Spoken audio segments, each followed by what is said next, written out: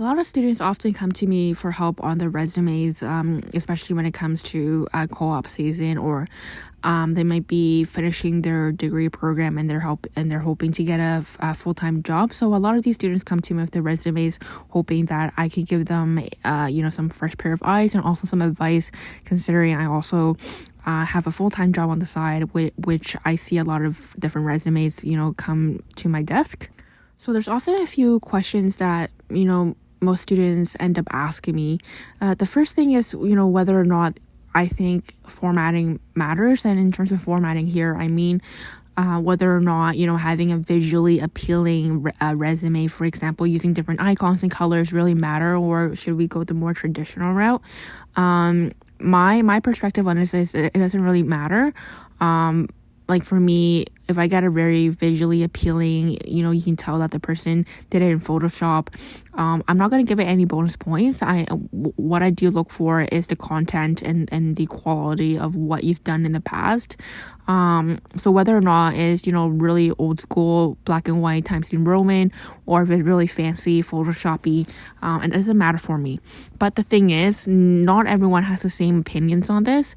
I've definitely worked with older colleagues who really dislike visually appealing photoshopped resumes. They think it's too fancy schmancy, and they actually don't even interview applicants who have resumes like that. So you want to really consider the type of organization that you're applying to, especially if you're going to a field that's more conservative, that you want to err on the side of caution. And obviously, if you work in a more creative aspect, in a more creative field, then obviously you also want to tailor your resume to kind of mimic the vibe.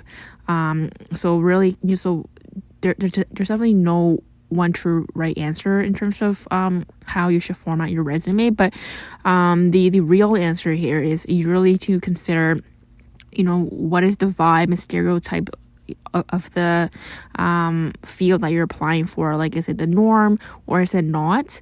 And then decide there. So don't base on your resume formatting based on the fact that your friend's doing X, so you're going to be following. That's not a good reasoning.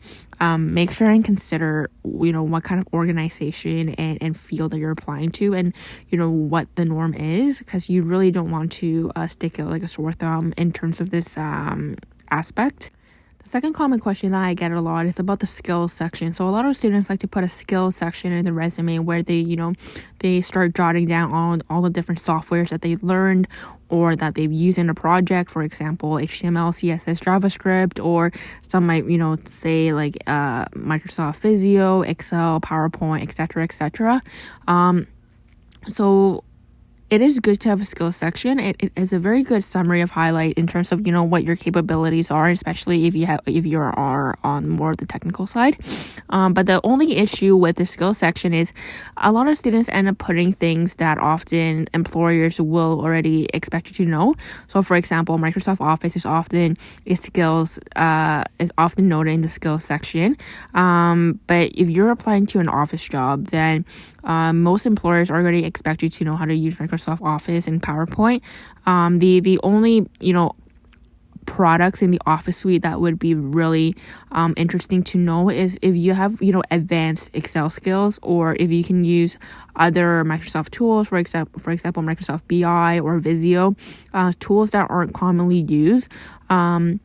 Or you have a really advanced knowledge, for example, in Excel, then these are things too good to highlight. But if you're putting just Microsoft off, like Word and PowerPoint, then I would say you should probably just take that off, especially, we're in a day and age of, a digital era where assignments and a lot of, offices are online. I think for the most part, that's already given that, when someone hires you to an office environment, that Microsoft Word and PowerPoint is at least the bar minimum expectation. So my thoughts on the skills section is it is good to have one. It's a great place to highlight your unique skills and perspectives, or even summary of your career in this section, but don't use it as a way to just highlight really basic things. Take the time to really think about what makes you different than other applicants, what makes you the X factor, the winning bid. and jot that down in the skills section, or even rename it to highlights, for example, so that I can make it more broad. It doesn't, this section should really be intended for you to really, market yourself to a future employer. So don't lose that opportunity by, wasting it on really simple bullets. For example, telling me you can use Microsoft Office. Take the time to really think about what makes you unique and why you think an employer should hire you, and put that down in the skills section. And then the last question that I often get is about, the actual bullets, that the description beneath each job, whether or not I think the bullets are well written and how they can write it better. So in general, the mistake that I see with a lot of students is they don't know how to show their impact in the bullets, especially, younger students or students who have not a lot of experience yet. They tend to write their bullets in a very task-driven way. So they tell me like, I did, copy editing, or I did research, or, I analyzed data. Yes, it is good to tell me what you did in that role, but the missing thing that a lot of students don't have is they tell me exactly what they did, but they don't show me the impact. And the impact is what really matters, because, you could be analyzing data, with a 5, line survey, or you could have analyzed data of a research study that's 50,000 that's now published in a journal. So tell me like the extent of the work that you've done, how big or small it is, and also if you end up having any successes or any fancy smanchy aspects of the project that you can talk about. Make sure you put that link it to an impact, because it's the impact that really really outshines you compared to other applicants. It really makes you unique and it makes you memorable. So the third tip that I have for students, who are looking in terms of improving their resumes, make sure when you write your bullets, don't only tell me what you did, but also link it to the impact of your work.